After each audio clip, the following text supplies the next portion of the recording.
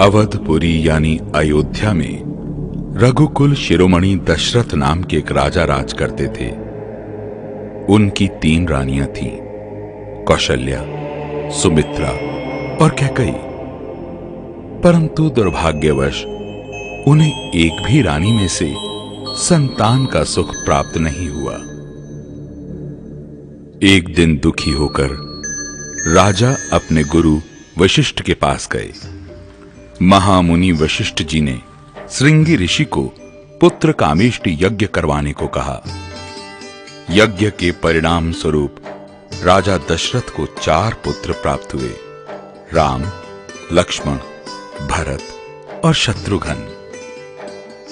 अत्यंत सौहार्दपूर्ण वातावरण में चारों भाई बड़े होते चले गए। सबने साथ साथ ही सभी आवश्यक विद्याओं में निपुणता प्राप्त की। महर्षि विश्वामित्र के आश्रम में जब कभी भी जाप यज्ञ होते तो दानव प्रवृत्ति के मारीच और सुबाहु उपद्रव मचाते, ऋषि मुनियों को आतंकित करते। ऐसे राक्षसों से मुक्ति दिलवाने के लिए विश्वामित्र जी ने भगवान विष्णु से आग्रह किया। भगवान विष्णु ने दशरथ पुत्र राम का नाम सुझाया। इसके उपरांत भगवान राम ने अपनी शस्त्र निपुणता और ईश्वरीय कृपा से मारीच की मां तारका सहित कई अन्य राक्षसों का वध किया और मुनि ऋषि इस आतंक से मुक्त हो गए। इसी दौरान पत्थर में परिवर्तित अहिल्या को फिर से मानव रूप में जीवित करके अहिल्या का कल्याण किया।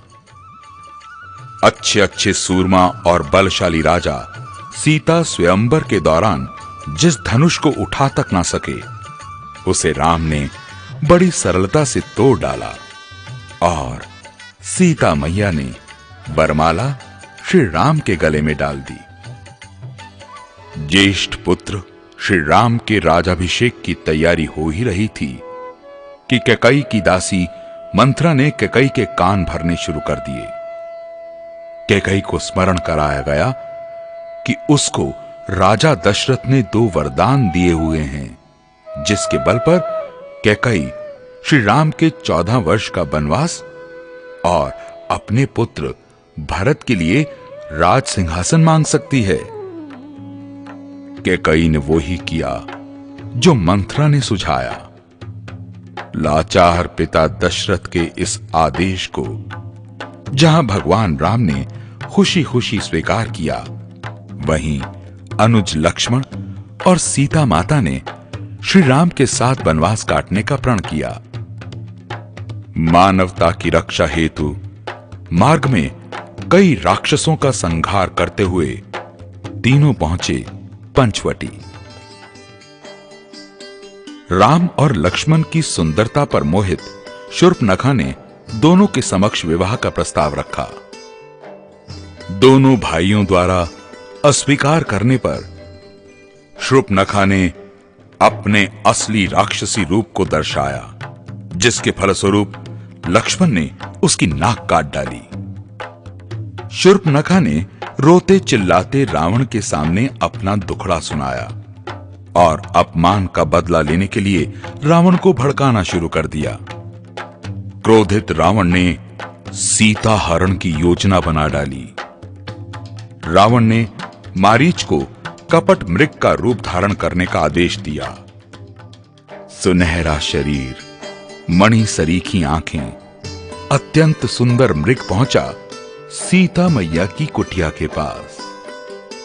मां सीता उसके आकर्षण से इतनी प्रभावित हुई कि उन्होंने श्री राम को उस मृग को लाने का आग्रह किया। राम चल पड़े मृग के पीछे पीछे।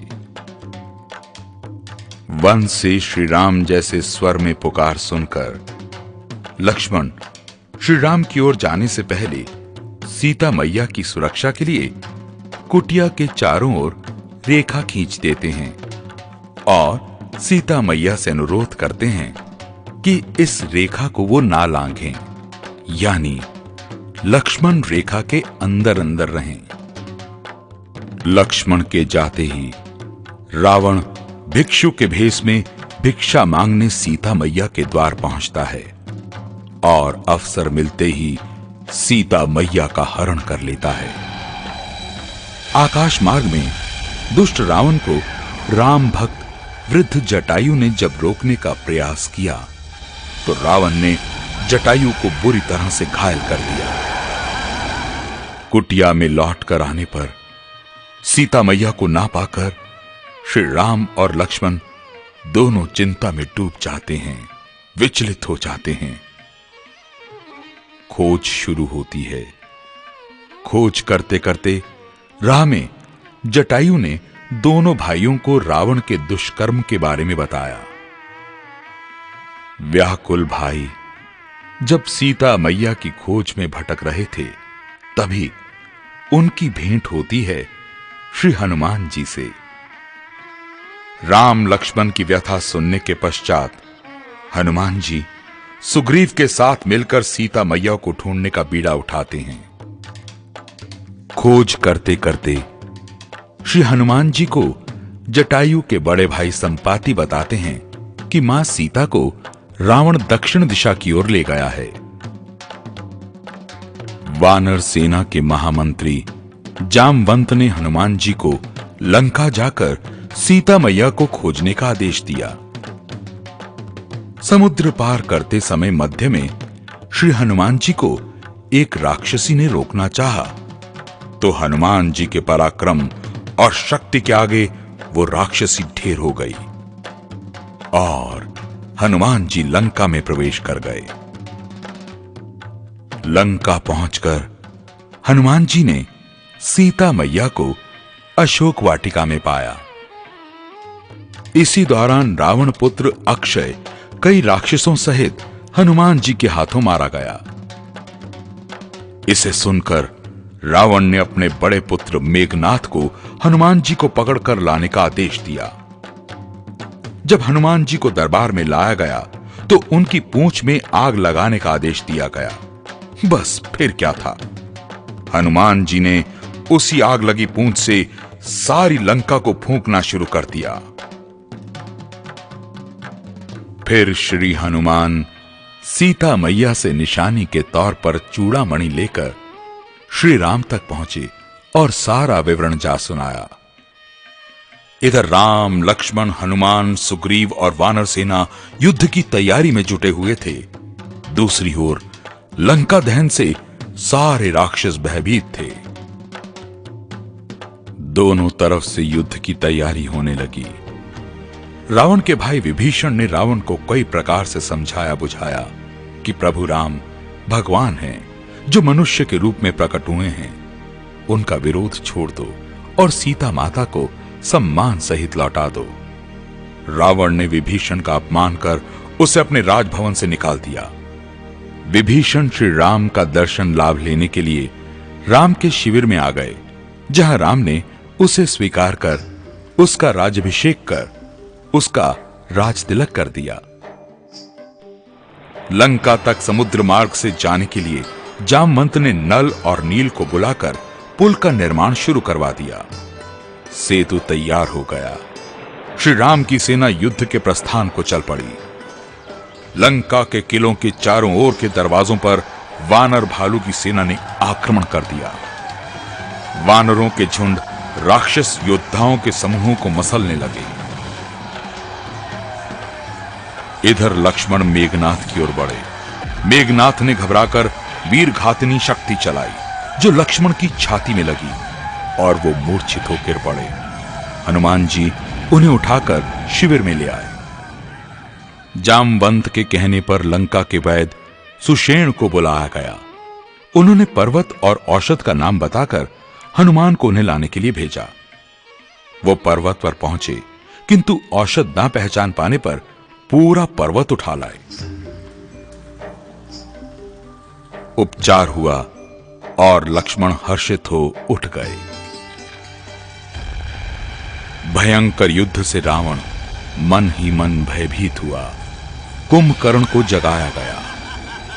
ये देखकर श्री राम ने 1,00,000 बाण छोड़े। भयंकर युद्ध हुआ।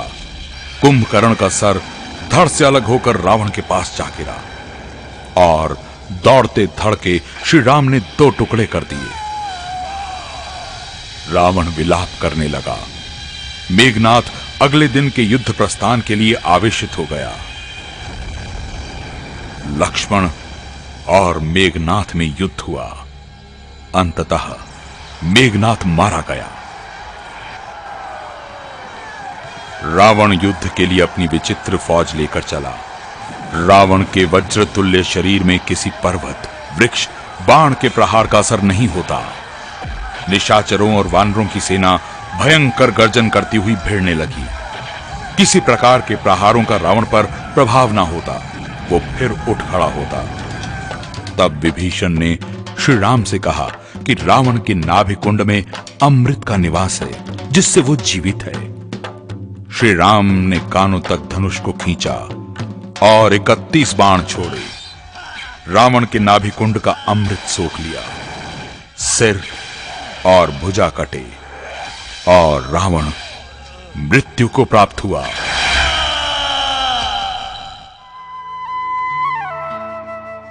और फिर राम और सीता का मिलन हुआ। साथ ही बुराई पर अच्छाई की विजय हुई।